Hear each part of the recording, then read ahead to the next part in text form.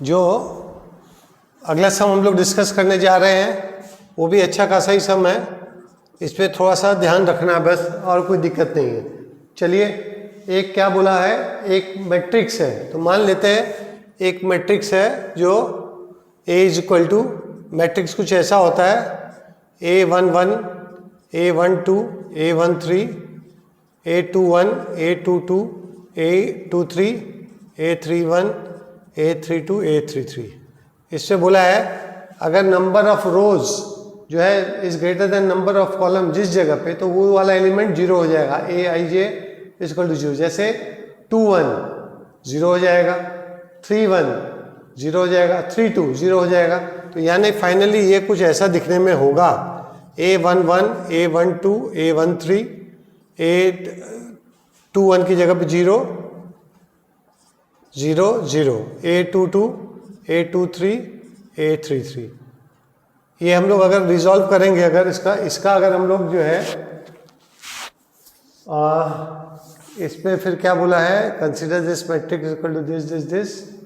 हाँ ठीक है, हाँ मैट्रिक्स से अगर निकाले, इसका अगर डिटर्मिनेंट है अगर हम लोग निकालेंगे तो क्या बनने वाला है, A11, A22, A33। तो अब चलिए ये तीन एलिमेंट पे हम लोग गौर करते हैं। A11 क्या होगा, यहाँ पे I इज इक्वल टू 1 डालेंगे तो J73 माइनस J43। A22 क्या होगा, 2 डालेंगे तो J83 माइनस J53, 5,3, ठीक है ना।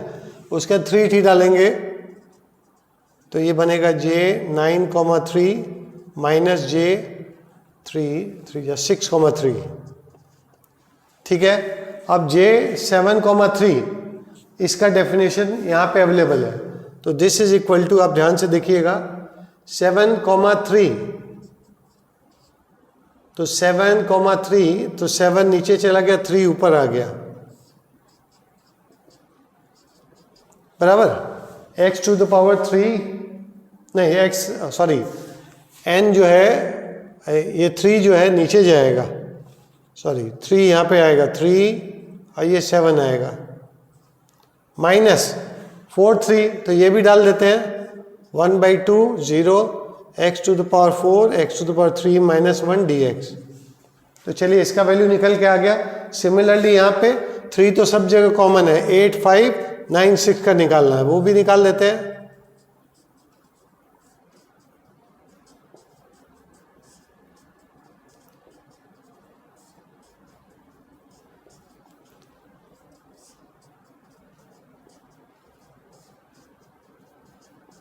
Minus 1/2 0, x to the power 6, x to the power 3 minus 1 denominator हो गया। अभी ध्यान से देखिएगा इसको, ये x टू द पावर 4 बन रहा है सिर्फ, x to the power 4 dx 1/2 0, ये बन रहा है x to the power 5 dx, और ये बन रहा है x to the power 6 dx, which is equal to x to the power 5/5, 1/2 से 0, x टू द पावर 6/6, 1/2 से 0, this is equal to x to the power 7/7, 1/2 0, that is equal to 1/5, 1/2 to the power 5, 1/6, 1/2 to the power 6, 1/7, 1/2 to the power 7। ये देखिए इन सब को हम लोग resolve कर लिए सारे के सारे।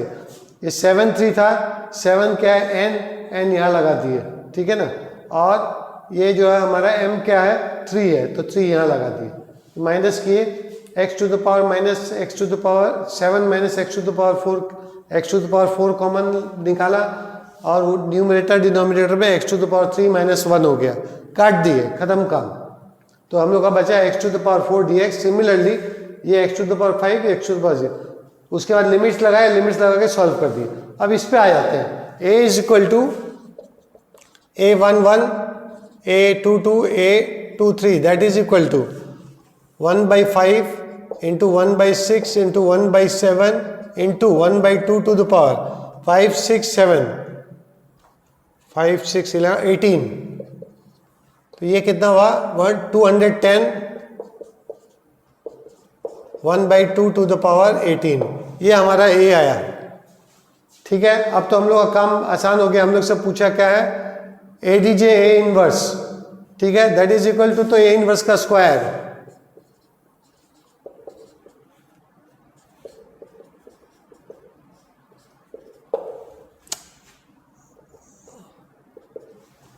ये तो ए इनवर्स का स्क्वायर हो गया, कोई दिक्कत ही नहीं है। A D J A inverse -1 equal to A inverse का स्क्वायर।